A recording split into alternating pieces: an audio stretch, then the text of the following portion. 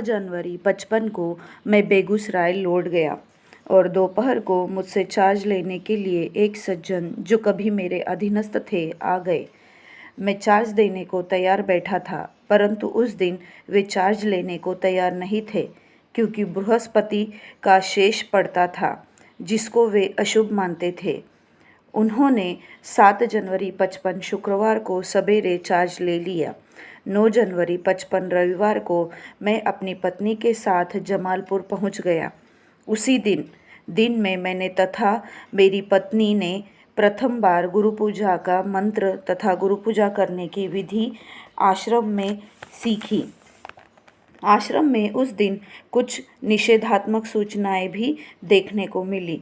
उस क्वार्टर की दीवार पर एक कागज़ की दफ्ती पर लिखा टंगा था, धूम्रपान निषेध। मैंने उसे देखते ही व्यवस्थापक जी से कहा, मुझको शहीद बनाने के बाद ही आपने यह सूचना टंगी है।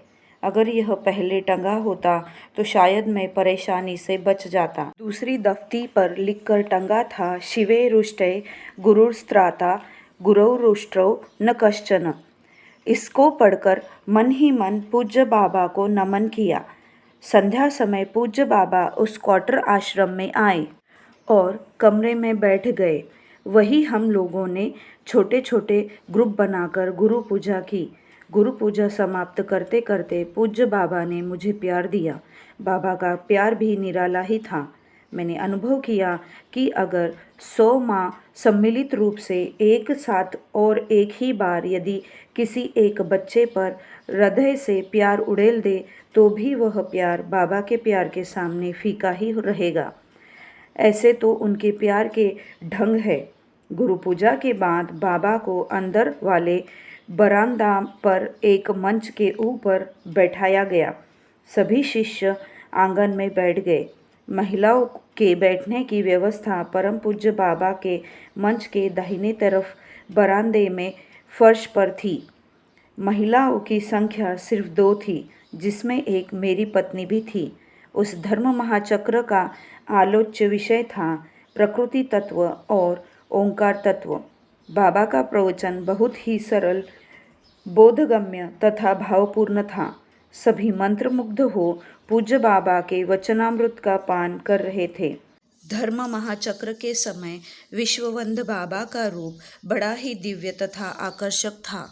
एक क्षण के लिए भी उनके भव्य रूप को दृष्टि से ओझल होने देने की इच्छा नहीं होती थी। प्रवचन समाप्त होने पर पूज्य बाबा ने ओम तत्व पर प्रदर्शन किया और कृपा मूर्ति बाबा ने कहा, जिसको जैसी साधना है वह उसी प्रकार इस ओम ध्वनि को सुनेगा। सभी एकाग्र हो बैठ गए और बाद में पता चला सभी ने किसी न किसी रूप में उस ध्वनि को सुना। प्रवचन और प्रदर्शन के बाद बाबा ने आशीर्वाद दिया।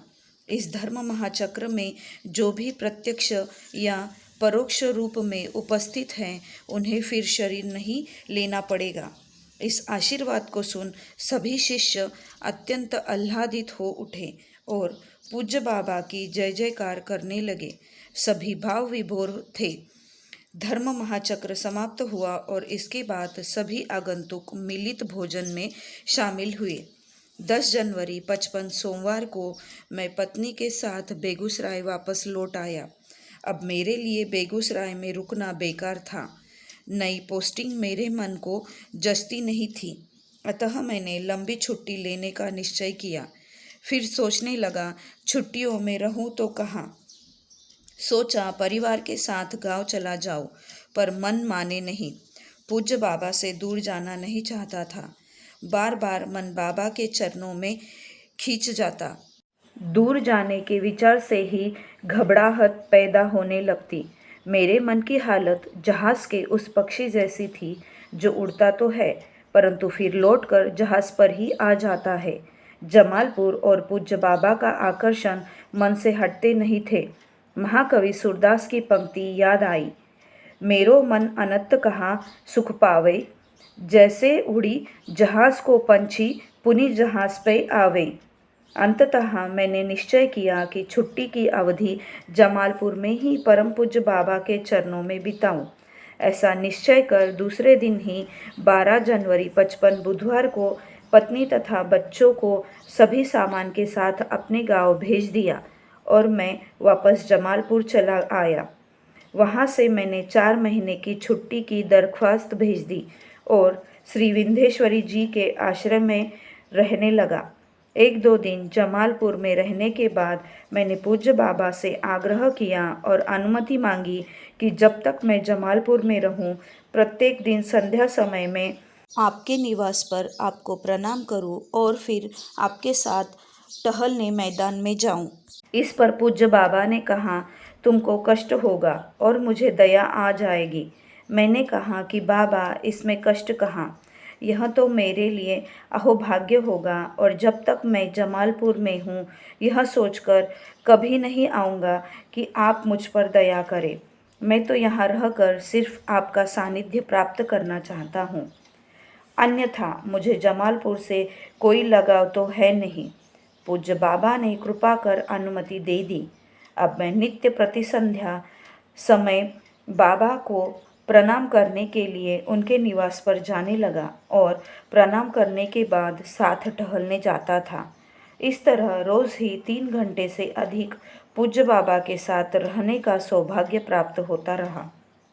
जमालपुर में ही एक दिन अकेला बैठा घटनाक्रम पर सोच रहा था तो याद आया कि 1954 साल के सितंबर माह में जब मैंने पूज्य बाबा से कहा था कि मैं अवनति किसी भी हालत में नहीं लूँगा, तो बाबा ने बहुत तरह से समझाया था कि मैं इसे ले लूँ, परंतु मैं तैयार नहीं हो रहा था।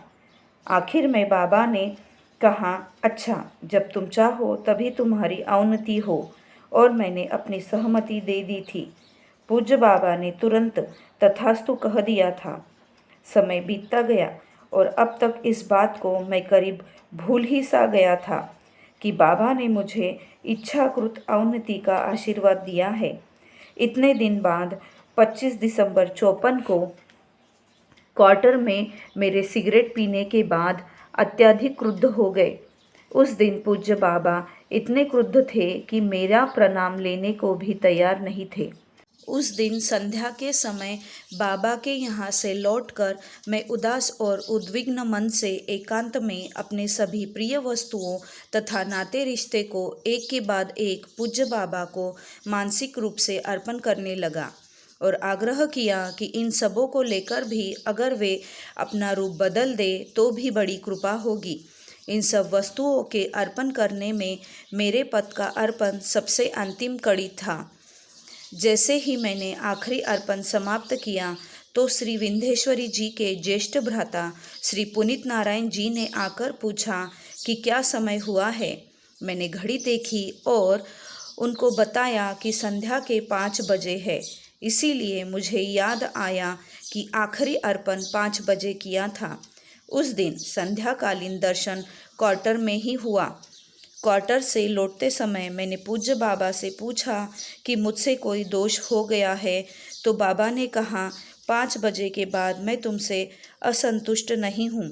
उस समय घर पर मैं अस्वाभाविक था।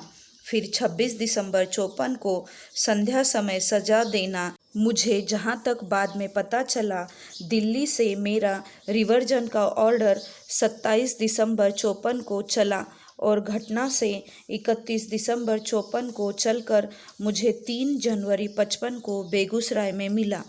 सरकार ने तो सितंबर 1954 में ही मुझे अवनति देने का निश्चय कर लिया था और फाइल पर ऑर्डर भी कर दिया था, परंतु ऑर्डर निकालने के पहले बाबा ने कहा था, जब तुम चाहोगे तभी ऑर्डर मिलेगा। यह ऑर्डर सितंबर माह से दिसंबर माह तक कहाँ पड़ा रहा, बाबा ही जाने। और जब 26 दिसंबर 54 को मैंने चाहा तो मुझे मिला। अब प्रश्न यह उठता है कि क्या मैंने स्वतः ऐसा चाहा या ऐसा चाहने के लिए बद्ध हुआ। यहाँ कवि विद्यापति की एक उक्ति याद आती है, मेरा अभाग हुनक नहीं दोष, और इसे चरितार्थ होते पाता हूँ। एक नया अनुभव भी हुआ कि बाबा एक ही समय कोमल और कठोर भी है। खैर, इसी बहाने बाबा का सानिध्य तो प्राप्त हुआ।